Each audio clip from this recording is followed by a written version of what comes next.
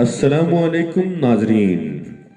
अगर आपने अभी तक हमारा चैनल सब्सक्राइब नहीं किया तो फौरन हमारा चैनल सब्सक्राइब करें और बेल आइकन को प्रेस करें ताकि आप बाखबर रहें हमारी नए आने वाली वीडियोस से। नाजरीन, क्या आप जानते हैं कि हम वैलेंटाइन डे क्यों मनाते हैं?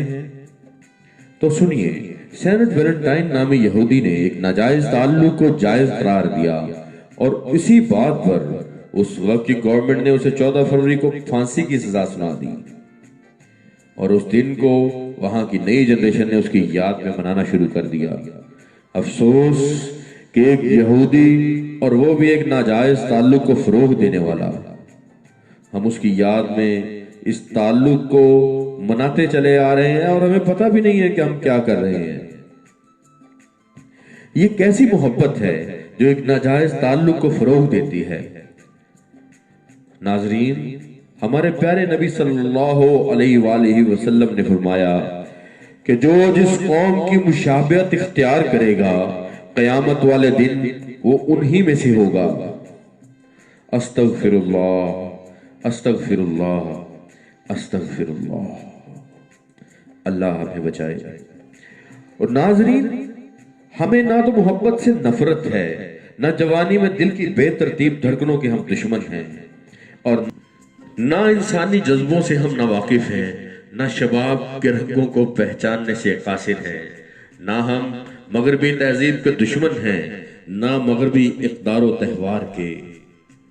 हम सिर्फ अपने कौम के फर्जंदों को ये बताना चाहते हैं कि अल्लाह रब्बुल इज़्ज़त ने उन्हें शादी जैसा, निकाह जैसा एक बेहतरीन तोहफा दिया है कि जिसके बाद वो जब चाहे, जिस वक्त चाहे, अपनी शरीके हयात से, अपने शरीके हयात से मोहब्बत का इजहार कर सकते हैं। तो फिर बुत परस्तों और मुशरिकों का 14 फरवरी ही क्यों? नाजरीन, आपको पता है कि जो हम वैसे ही कह देते हैं बी माई वैलेंटाइन, इसका क्या मतलब है? इसका मतलब तो यही हुआ कि हम एक जायज रिश्ते को नाजायज बना लें। और हमें तो ये कहना ही नहीं चाहिए, हमें सिर्फ अपने कुरान की तिलावत करनी चाहिए, कुरान करीम को पढ़ना चाहिए, कुरान करीम से समझना चाहिए और ताल्लुक कहाँ जायज है, कहाँ नाजायज है। कुरान पाक में अल्लाह ताला ने सूरत निसा में हमें बहुत वाज़ेह अंदाज में बताया है। और नामहरम रिश्ते बनाने का अज़ाब क्या है, यह सूरह नूर में हमें बताया गया है। कुरान करीम फुरकान हमीद हमारे पढ़ने के लिए है, हमारे समझने के लिए उतारा गया है, गुलाफ में लपेट कर रखने के लिए नहीं।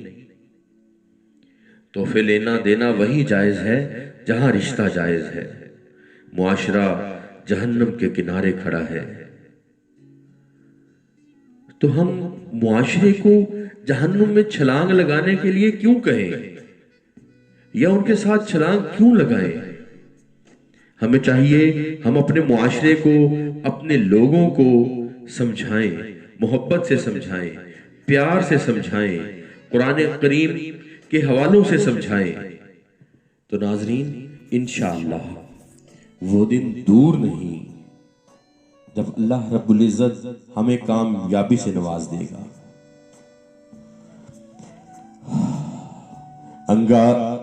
अंदाज़े बयां गर्चा कुछ शोख नहीं है, शायद के उतर जाए तेरे दिल में मेरी बात।